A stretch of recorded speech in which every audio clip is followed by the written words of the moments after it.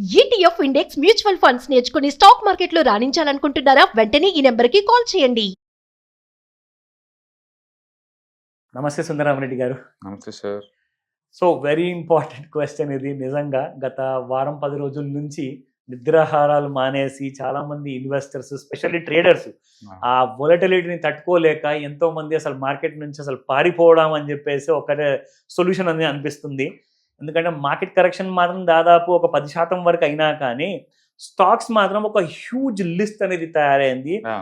40 to 50% stocks more than 4 to 5 times index కంటే కూడా ఎక్కువగా ఫాస్ట్ గా పడ్డాయి. సో ఇందులో మనం చూసుకుంటే ఒక చాలా పెద్ద లిస్ట్ ఉన్నట్టుంది. దీంట్లో ఏం చేయమంటారు? ఇక్కడ నుంచి ఇంకా మార్కెట్స్ పడతాయంటారా, లేదంటే నెక్స్ట్ వీక్ నుంచి మనం ఒక పాజిటివ్ రైజ్ అనేది చూడొచ్చా? మార్కెట్ ఆల్ టైమ్ హై నుంచి నిఫ్టీ పడింది అయితే జస్ట్ 9.5% అండి. ఆల్ టైమ్ హై నుంచి డ్రాప్ అయింది 9.5. ఓకే. అండ్ నిఫ్టీ నెక్స్ట్ 50 పడింది అయితే 11%. Okay. Surprisingly mid cap small cap పడింది 6% అండి. ఇది నిజంగా సర్ప్రైజ్. అవును, ఎందుకంటే నిఫ్టీతో పోల్చుకుంటే ఇవి తక్కువ పడుతున్నాయి. ఎగ్జాక్ట్లీ. ఇండెక్స్ వైజ్ చెప్పాలంటే ఎగ్జాక్ట్లీ. అంటే వీక్నెస్ ఎక్కువగా ఇండెక్స్ ఉంది. అవును, చాలా పెద్ద వీక్నెస్ నడుస్తుంది డెలివరీ బేస్ మీద. అది కూడా ఓకే. కానీ స్టాక్స్ మోర్ దెన్ 50% డ్రాప్ అయినాయి. ఆల్మోస్ట్ 79 ఉన్నాయి ఈ పాయింట్ ఆఫ్ టైమ్ లో. ఇక్కడ నేను Skinner.in లో రన్ చేస్తున్న స్కాన్ ఒకటి. అంటే 50% కన్నా ఎక్కువ పడి 5,000 కోట్ల కన్నా ఎక్కువ మార్కెట్ క్యాపిటలైజేషన్ ఉన్న కంపెనీస్ అనమాట. మొత్తం 79 కంపెనీస్ లో మోర్ దెన్ 50% పడిందండి. షాకింగ్. More than 50. మరి అందులో 50% పడిన స్టాక్ లో మిడ్ క్యాప్, స్మాల్ క్యాప్స్ కూడా ఉన్నాయి. చాలా ఉన్నాయి. అయితే నేను మార్కెట్ క్యాపిటలైజేషన్ పెట్టింది 5,000 కోట్లు అండి అబోవ్ అనమాట. చిన్న చిన్న పెట్టలేదు. 5,000 కోట్లు అండి అబోవ్. అంటే దాంట్లో స్మాల్, మిడ్, లార్జ్ ఉన్నాయి. Okay. And Adani Green okay more than 50%. Punjab National Bank, IOB and Adani Energy and Union Bank and Suzlon, IDBI Bank, Adani Total Gas, Indus Bank, ఇలాంటి మొత్తం దగ్గర దగ్గర ఒక 79 లిస్ట్ వచ్చిందండి.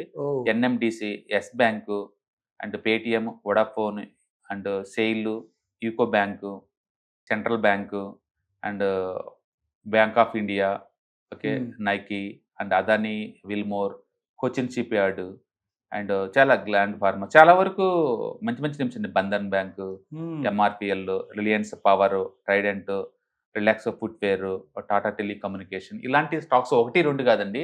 మనం చెప్పే లిస్ట్ మోర్ దెన్ 50 అండి, not less than 50. Okay. Nifty పడింది just 9%. But stocks, individual stocks కొన్ని అయితే అండ్ చాలా ఎక్కువ పడ్డాయి అనమాట. ఈసారి బుల్ మార్కెట్ లో ఉన్న ఇదేంటంటే ఆ బుల్ మార్కెట్ అనేది అన్నిటికీ ఒకేలాగా ఎక్స్పాండ్ అవట్లా. ఒక నారో రేంజ్ లో, చాలా నారో రేంజ్ తో ఉంది. చాలా నారో రేంజ్ తో ఉంది. Selected few. Very selected few అనమాట. మరి క్లియర్ గా మనకు ఆ డిఫరెన్స్ అర్థం అవుతుంది. అది ఎంత డిఫరెన్స్ గా ఉంది అంటే మైక్రో ఫైనాన్స్, టెలికామ్, గ్యాస్ సంబంధించిన stocks and bearing stocks, painting stocks, railway stocks, రిప్రజెంటరీ టారిస్ stocks, plastic pipes, tiles, logistic, oil refinery, ఇవన్నీ మోర్ దెన్ 40% పడ్డాయి. ఇవన్నీ కూడా చాలా ఇంపార్టెంట్ సెక్టర్ కి చెందిన స్టాక్స్ ఇవన్నీ కూడా. అవును. మైక్రో ఫైనాన్స్, సిటీ గ్యాస్ ఇలాంటి అయితే మోర్ దెన్ 30-40 పడ్డాయి. తక్కువ పడ్డ లిస్ట్ ఏంటంటే hospitals, IT, small cap and alcohol stocks all time హైలో ఉన్నాయి. Alcohol stocks, hospitality stocks, inner wear manufacturing stocks all time హైలో ఉన్నాయి. Rating agencies and pharma small caps and holding companies, dye and pigments, IT mid cap and solar panel manufacturing, private banks and glass products, banks, ఇవైతే మాత్రం less than 4% down అండి all time high దగ్గర నుంచి. Less than 4. దీనికి అర్థం ఏంటంటే ఇప్పటిదాకా మీరు అన్ని స్టాక్స్ ఏవైతే అన్నారో మోర్ దెన్ 40 to 50% పడ్డాయి కదా. అంటే ఈ స్టాక్స్ లో ఫ్యూచర్, నియర్ ఫ్యూచర్ లో 1 year వరకు గ్రోత్ ఉండకపోవచ్చు అనిపిస్తుంది. ఎందుకంటే 50% అమ్మేయడం అంటే అసలు చిత్తగాగిదల్లాగా దానికి విలువ కడుతుంది. ఇప్పుడు విత్ ఇన్ ద ఫినాన్స్ లో చూడండి, మైక్రో ఫైనాన్స్, అవును, ప్రైవేట్ బ్యాంక్స్, అవును, private banks all time high దగ్గర నుంచి పడింది 4%. అండ్ మైక్రో ఫైనాన్స్ స్టాక్స్ అయితే మోర్ దెన్ 50%. టోటల్ సెక్టర్ ని అంటుంది, సింగిల్ స్టాక్స్ కాదు. ఆ డిఫరెన్స్ చూడండి, కంప్లీట్ గా. మరి రెండు కూడా ఫైనాన్స్ కి చెందినవి. అవును. అందుకని స్టాక్ సెలక్షన్ అనేది చాలా ఇంపార్టెంట్ ఈ టైంలో. ఏ స్టాక్స్ అయితే 1 year హై దగ్గర కన్సాలిడేట్ అవుతా ఉంటాయో అందులోకి హాట్ మనీ అంత ఫ్లో అవుతుందని మనకు అర్థం కావాలి. ఏ అయితే మనీ ఫ్లో రావట్లేదో, డ్రాప్ అయినాయో, అవి చాలా టైం పడుతుంది అనమాట. అందులో క్వాలిటీ స్టాక్స్ ఉన్నా సరే ఇన్వెస్ట్మెంట్ కి వెళ్ళండి తప్ప లాంగ్ టర్మ్ ఇన్వెస్ట్మెంట్ కి, షార్ట్ టర్మ్ ఇన్వెస్ట్మెంట్ కూడా వద్దనమాట. ఇనహో రిటైలర్స్ కి డైరెక్ట్ గా స్టాక్స్ పిక్ బదులు మ్యూచువల్ ఫండ్స్, ఈటీఎఫ్స్ ఇలాంటి వాటిలో కొంతవరకు సేఫ్టీ ఉంటుందండి. ఎందుకంటే ఇండెక్స్ డౌన్ అవుతుంది కేవలం 10-12% ఉన్నాయి అక్కడ. కానీ ఇండివిజువల్ స్టాక్స్ అయితే బ్లడ్ బాత్ నడుస్తుందండి. ఎందుకంటే micro cap index all time high నుంచి పడింది 6%. కానీ మైక్రో క్యాప్ లో ఉన్న స్టాక్స్ లో వెళ్ళారనుకోండి 50%. 50% దాకా లేసిపోతున్నాయి. Oh God. అందుకని better to invest into then only index funds, mutual funds, small cap కానివ్వండి, వీటిలో కూర్చోండి. ఇండివిజువల్ స్టాక్స్ పోతే మాత్రం ఈసారి బ్లడ్ బాత్ ఎక్కువ ఉందండి. చూస్తానికి మార్కెట్లో అన్ని మంచి ఆల్ టైమ్ హైలో ఉన్నట్టు కనిపిస్తుంది. బట్ ఎంటైర్ మార్కెట్లో అదండి ఈ రోజు లైవ్ మార్కెట్లో నిఫ్టీ 150 పాయింట్స్ పెరిగిందండి. అంటే small cap Nifty negative, mid cap Nifty negative లో ఉంది. మళ్ళీ చూసారా, it's completely diversified. Just 4 companies ఈ రోజు 100 పాయింట్ కాంట్రిబ్యూట్ చేసింది. హెచ్డిఎఫ్సి బ్యాంక్ ఈ రోజు 50 పాయింట్స్ కాంట్రిబ్యూట్ చేసింది. రిలయన్స్ 1.5%, అదొక 30 పాయింట్స్ కాంట్రిబ్యూట్ చేసింది. ఇన్ఫోసిస్ 20 పాయింట్స్ కాంట్రిబ్యూట్ చేసింది. ITC 20 points. ఆ 4 కలిపి 100 పాయింట్లు కాంట్రిబ్యూట్ చేసింది 165 లో. మనం ఎంటైర్ మార్కెట్ ముందు పోతుంది ఏమనుకుంటున్నాం గ్రీన్ లో చూసి, కాదండి 4 100 పాయింట్లు కాంట్రిబ్యూట్ చేస్తుంది. అంటే ఇది చాలా డేంజరస్ విషయం సార్. ఎందుకంటే 50 స్టాకుల్లో 46 పెరగకుండా సైడ్ వేస్ గా ఉండడము, ఒక 4 స్టాకుల ఇండెక్స్ ని లాగడం అంటే ఏదో జరుగుతుంది, ఏదో సెలెక్టివ్ బయింగ్ జరుగుతుంది అనమాట స్టాక్స్ లో. అండ్ ఈసారి అది క్లియర్ గా మనకు కనిపిస్తా ఉంటుంది. ఈసారి ఏంటంటే 2024 లో వాలటిలిటీ ఎక్కువ. అక్టోబర్ నుంచి అదే పని మార్కెట్ రొటేట్ అవుతా ఉంది ఒకే ప్లేస్ లో, టూ మచ్ నెగిటివ్ బయాస్ మీద, అంటే నెగిటివ్ బయాస్ మీద. బట్ జనరలైజ్ చెప్పాలంటే స్టాక్ మార్కెట్ లో ఒక 10-12% షేక్ అవుట్ అనేది ఎవ్రీ ఇయర్ అది కామన్ అండి. అది మనం ఎన్నిసార్లు మాట్లాడుకున్నా, ఏ రీజన్ తో మాట్లాడుకున్నా పట్టం అనేది కామన్ థింగ్ అక్కడ. కరెక్టే మీరు అన్నట్టు. కానీ 50% స్టాక్స్ పడ్డం అంటే ఇది అన్యూజువల్, ఇది చాలా అన్యూజువల్.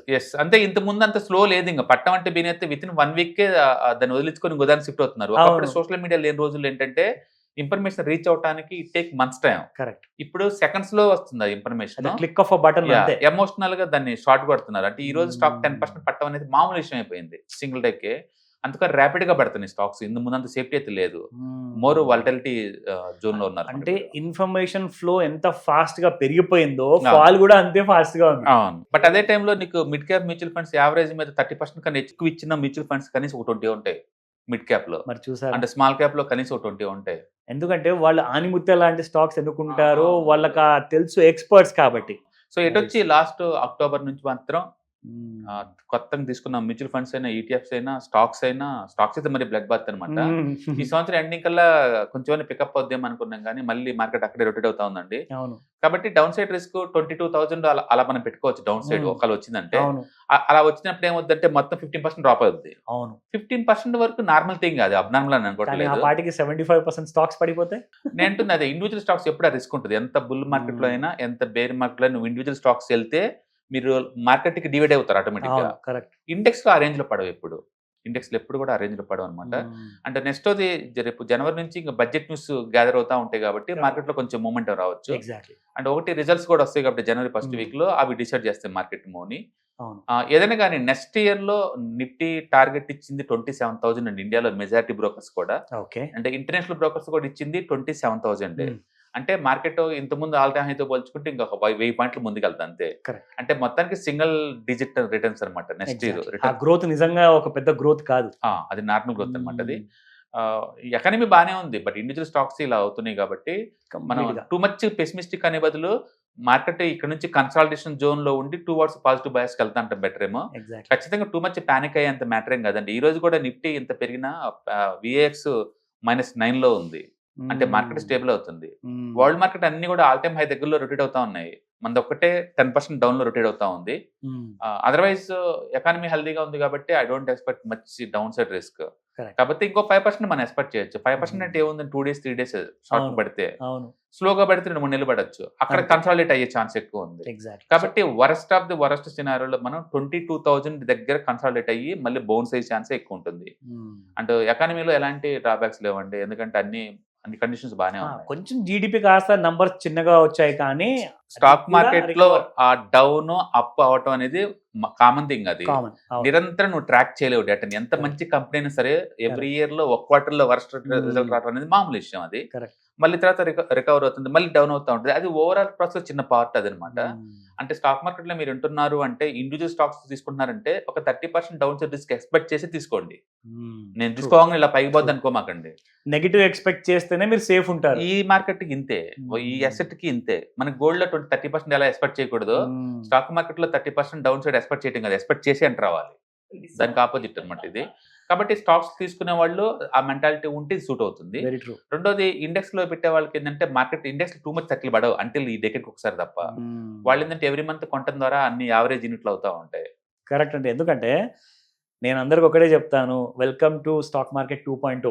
Yeah. ఇది ఒక కొత్త ప్రపంచము. ఖచ్చితంగా అసలు మీరు ఊహించని రీతిలో Yeah. ట్విస్ట్ అండ్ టర్న్స్ ఉంటాయి. సో అవును. జాగ్రత్తగా ఇన్వెస్ట్మెంట్ చేయండి. మ్యూచువల్ ఫండ్స్ అగైన్ సార్ కూడా చెప్పారు.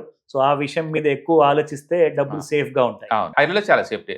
యాక్చువల్ చెప్పాలంటే ఈ సంవత్సరం ఎవరైతే 1 year బ్యాక్ మ్యూచువల్ ఫండ్లు పెట్టారో ఒకళ్ళు కూడా లాస్ అవ్వలేదు. ఏ మ్యూచువల్ ఫండ్లు పెట్టిన లాస్ అవ్వలేదు, గుర్తుపెట్టుకోండి. ట్రేడింగ్ లో లాస్ అయిన వాళ్ళు ఉన్నారు, ఎఫ్ఎన్ లాస్ అయిన ఉన్నారు, బట్ మ్యూచువల్ ఫండ్ లాస్ అయిన ఒక్కళ్ళు కూడా లేరు. Great sir. మేబీ అక్టోబర్ నుంచి పెట్టిన వాళ్ళు ఆ లాస్ లో ఉండొచ్చేమో కానీ అది షార్ట్ టర్మ్ లేండి. అది చాలా 3 months, 4 months. Short term point లో మార్కెట్ షేక్ అనేది అవును. మామూలు ఇష్యూ. అవును. ఈ సంవత్సరం ఆగిద్దంటే లేదు, నెక్స్ట్ ఇయర్ లో కూడా 50% ఏదో టైంలో పడింది. అవునులేండి, కరెక్ట్. దాని నార్మల్ నేచరే అది. అందుకని హిస్టరీని ఎంత రీడిక్ చేస్తే మనకి అంత కంఫర్ట్ గా అనిపిస్తుంది, ఇట్స్ ఓకే అన్నట్టు అనిపిస్తుంది అనమాట. అందుకని స్టాక్స్ లో ఉండాల్సిన భయపడాల్సిన పని లేదండి. అది క్వాలిటీ స్టాక్స్ అయితేనేమో రికవరీ మోడ్కి వచ్చేస్తాయి. నాకు ఈ స్టాక్స్ వద్దు అనుకున్నప్పుడు shift to the entire portfolio to mutual funds. ఎందుకంటే అక్కడ లాంగ్ టర్మ్ వ్యూ తో ఉండాలి. ఎస్, ఎంత ఎక్కువ లాంగ్ టర్మ్ మీరు మైండ్ లో పెట్టుకుని నడిస్తే అవును. అంతే మీ ఫండ్స్ సేఫ్ ఉంటాయి, అవును. అంతే మీకు ఒక పవర్ ఆఫ్ కంపౌండింగ్ కూడా వస్తుంది. అవును. రెండోది ఏంటంటే మీరు కంపేర్ చేసేటప్పుడు విడిగా చూడకుండా ఆ టోటల్ సెక్టర్స్ కంపేర్ చేసినప్పుడు మనం కంఫర్ట్ గా ఫీల్ అవుతాం. ఫర్ ఎగ్జాంపుల్ ఇప్పుడు మన దగ్గర ఒక ఇన్నర్ వేర్ కంపెనీ స్టాక్స్ ఉన్నాయి అనుకోండి, ఆ సెక్టర్ ఏం చేస్తుంది, మనది ఎంత ఉంది, నువ్వు కంపారిజన్ మీకు అర్థం అవుతుంది అనమాట. అది లేదు, నా దగ్గర గ్యాస్ నెట్వర్క్ స్టాక్స్ ఉన్నాయి, ఆ ఇండెక్స్ 50% డౌన్ అయింది, మన స్టాక్ 50% డౌన్ అయితే ఇట్స్ ఓకే, అది మనం చేసిన తప్పేం కాదనమాట. అట్లా సెక్టార్స్ తో కంపేర్ చేయండి. నిఫ్టీతో కంపేర్ చేసుకున్నప్పుడు నీకు కంఫర్ట్ గా ఫీల్ అవుతుంది. ఇలా వద్దు అనుకున్నప్పుడు మ్యూచువల్ ఫండ్ కూర్చోండి, ఎందుకంటే మీరు సిఎఫ్ఏ క్యాండిడేట్స్ మీ పోర్ట్ఫోలియో మేనేజ్ చేస్తుంటారు కాబట్టి మీరు అది కంఫర్ట్ గా ఫీల్ అవ్వచ్చు అనమాట. అందుకనే అగ్రెసివ్ గా మీరు ట్రేడ్ చేద్దాం అనుకున్నప్పుడు better to stop the trading and move to the aggressive గా మ్యూచువల్ ఫండ్ ఈక్విటీలో పెట్టండి. ఎగ్జాక్ట్లీ, దానికి కాంపెన్సేషన్ ఇన్వెస్ట్మెంట్ కి ప్రిఫరెన్స్ ఇవ్వండి. Thank you sir, thank you very much. ETFs, index funds and mutual funds, మీరు కనుక స్టాక్ మార్కెట్లో ఎంటర్ అవ్వాలనుకుంటే మార్కెట్లో స్టాక్స్ డైరెక్ట్ గా ఇన్వెస్ట్ చేసే బదులు కపుల్ ఆఫ్ స్టాక్స్ లో ఇన్వెస్ట్ చేయడం ద్వారా ఏంటంటే ఆటోమేటిక్ రిస్క్ తగ్గించుకోవచ్చు. కాబట్టి మీరు బిగినర్ అయినా లేదా ఎక్స్పీరియన్స్ పర్సన్ అయినా సరే మార్కెట్ లో సేఫ్ సెక్యూర్ వేలో లాంగ్ టర్మ్ లో సస్టైనబిలిటీ కావాలంటే ఈ ప్రొడక్ట్స్ లో ఇన్వెస్ట్ చేయడం ద్వారా దాన్ని సాధ్యం చేసుకోవచ్చు అనమాట. కాబట్టి మీకు ఎవరికైనా సరే ఈ ETFs, index funds, mutual fund లో ఇన్ డెప్త్ నాలెడ్జ్ కోసం అండ్ గైడెన్స్ కోసం ఈ ట్రైనింగ్ ప్రోగ్రామ్ అటెండ్ అవడం ద్వారా మీరు మనీ మేక్ చేసుకోవచ్చు. కాబట్టి మీకు ఇంట్రెస్ట్ ఉన్న పార్టిసిపెంట్స్ ఈ వీకెండ్ లో జరిగే వెబినార్ అటెండ్ అవడం ద్వారా ఇందులో ETFs, index funds, mutual funds అంటే ఏంటి, వాటిని ఎలా మనీ మేక్ చేసుకోవాలి, వాటిని ఎలా మేనేజ్ చేసుకోవాలి, వాటి గురించి కాంప్రహెన్సివ్ ట్రైనింగ్ మీకు ఈ ప్రోగ్రామ్ లో అందించబడుతుంది. ఈ వీకెండ్ లో జరిగే ఈ ప్రోగ్రామ్ కి ఎన్రోల్ చేసుకోండి. Thank you.